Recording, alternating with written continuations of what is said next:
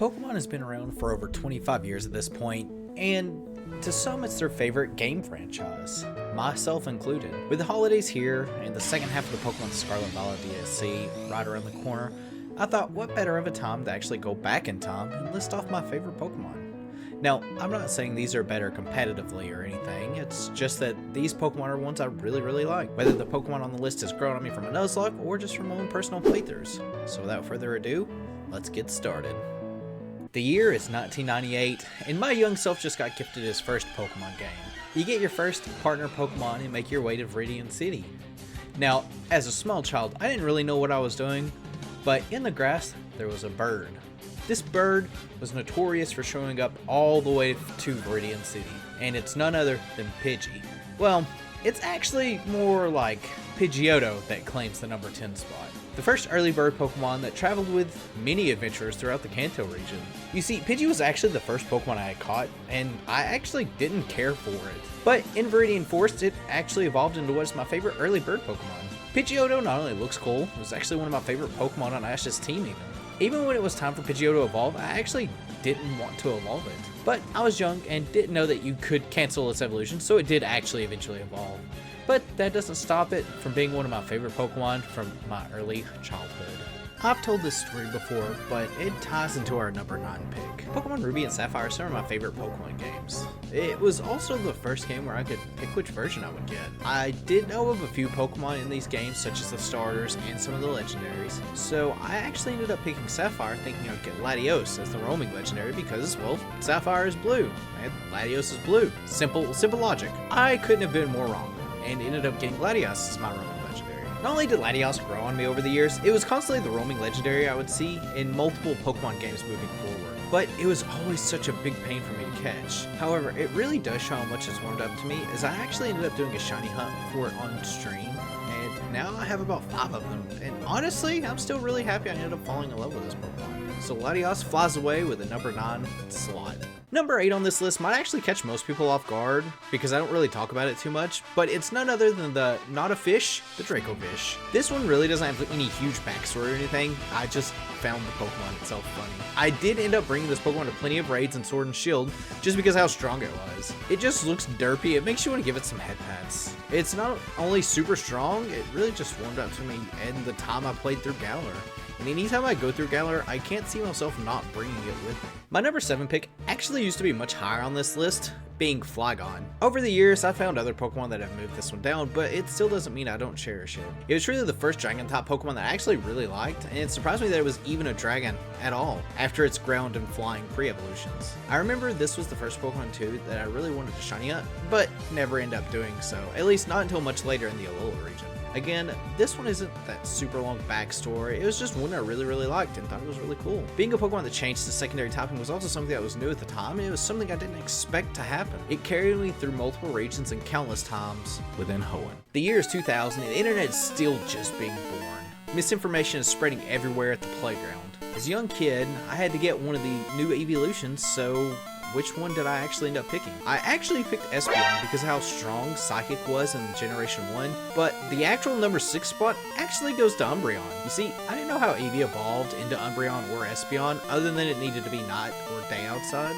As a young kid, I took that seriously and waited till it was not outside, in real time of course, and evolved my Eevee, and what did I get? Of course it was Umbreon, and I fell in love with its design instantly. Since then, it's been a staple in my teams, and being one of the few Pokemon on this list that I actually used competitively for a while. This was also the 4th Pokemon I actually shiny hunted, and anyone could see why. It's got a cool blue ring instead of the normal yellow ring. It's subtle, but I love it. To this day, it has one of the best shinies, and it's super tanky to boot, carrying me through any hard fight. Next on the list is a Pokemon that grew on me, and was actually a Pokemon that never left my side throughout the Galar region. The number 5 spot gets burned in with Scorch. Now, for anyone that doesn't know, I carried this thing originally as a team member in my Shield personal playthrough. I then used it to hatch eggs with its ability after home was supported. It quite literally never left my side. The lore goes even deeper though. As some know, I did a series with my friends Eno and Def known as Raidcast, where we do raids in Sword and Shield and later on within Scarlet and Violet. And Scorch was always the Pokemon at the first slot of my party. Sometimes I would spam A and pick Scorch, and it eventually became a running joke of me always using Toaster, the Galar champion. To this this day, it's actually stuck with me and became not only my favorite bug top, but also my favorite fire top. I actually really want to shiny hunt it, but even if I do, I know it won't be the same as the original Toaster the Galar Champion. Fun fact, it got its name, Toaster the Galar Champion, from Toaster because of its G-Max form, and Galar Champion, obviously, because it carried me through the Galar Championship. Anyone who's been around this channel long enough knows that I absolutely love grass type Pokemon, which probably makes you wonder, where are they on this list? Well, our number 4 slot has that covered with Lilligant, both its Unovan forms and Hisuian forms. So originally, I hated this Pokemon. I actually didn't care for any Generation 5 Pokemon because of them being forced. However, that was just me being stupid. It looked weak, and again, I just wasn't a fan of Unova at all at this point in time. However, I played a game called Pokemon Reborn that actually made me really grow to appreciate Lilligant. Having access to moves like Quiver Dance, Giga Drain, with own tempo letting you pedal dance with no repercussion, this thing was a beast in my playthrough and actually carried a lot. Then, my favorite game comes out, Pokemon Legends Arceus. And what do? They turn the most classy grass top into a ballroom dancer. And it works so well, with it sporting a new move called Victory Dance and gaining the fighting topping. It becomes a force that can easily sweep if not checked, and it's also got some of the best animations for a Pokemon in my opinion. We finally made it to my actual top 3 favorite Pokemon. But first, I wanted to give out a shout out to a few honorable mentions. These Pokemon actually used to be on my list, or just barely missed it, and with time, they might move back up. Ogerpon, Mismagius, Shaman, Alchemy, and Tapu Lele have all grown on me over the years. Ogerpon's story warmed my heart during the Pokemon DLC. Mismagius was actually a huge carry for me after my Spiritomb faded in my BDSP Nuzlocke. Shaman's actually my favorite mythical, and I just like hedgehogs in general, plus it's a grass top, so points there. Alchemy and Tapu Lele also just have really amazing designs, and I used them a lot through Galar. That being said, let's move on to our number 3 spot. Alola is a very unique region, and it was actually the first region to introduce us to Pokemon forms. Alola Ninetales take the spot, as once I saw it, I had to have it on my team.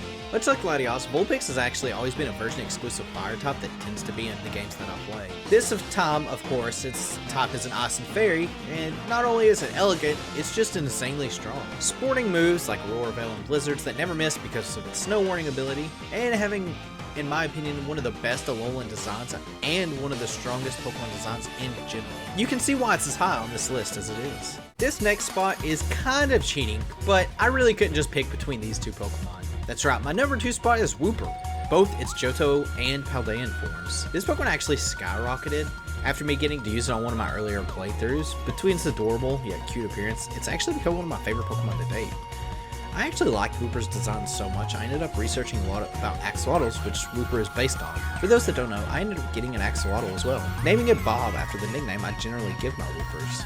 From its cutesy and derpy appearance, this Pokemon just warms my heart, and it was so exciting when I actually got to see it have a Paldean form.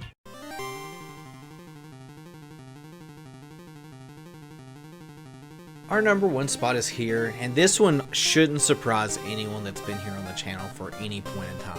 When I was young, I actually had no idea what I was doing in Pokemon, so I would just pick the same Pokemon over and over as the starter. That Pokemon, of course, is our number 1 pick, and is Bulbasaur. This Pokemon's been with me the longest out of every Pokemon I've ever had and obtained, from its adorable design to actually being a really strong Pokemon with moves like Leech Seed and Toxic.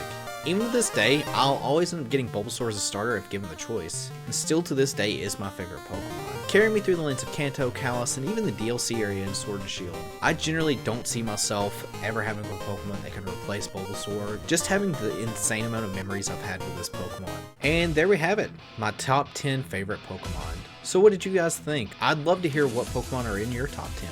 As I stated earlier, this list is just my opinion, and some of these Pokemon have a more emotional attachment to me than others, but I cherish every Pokemon, because without them, I wouldn't be making this video, or have made nearly as many friends as I have. Hopefully you enjoyed this video, and if you did, please leave a like, and let me know down below what you thought of the video, as it really helps out a lot. And as always, I'll catch you guys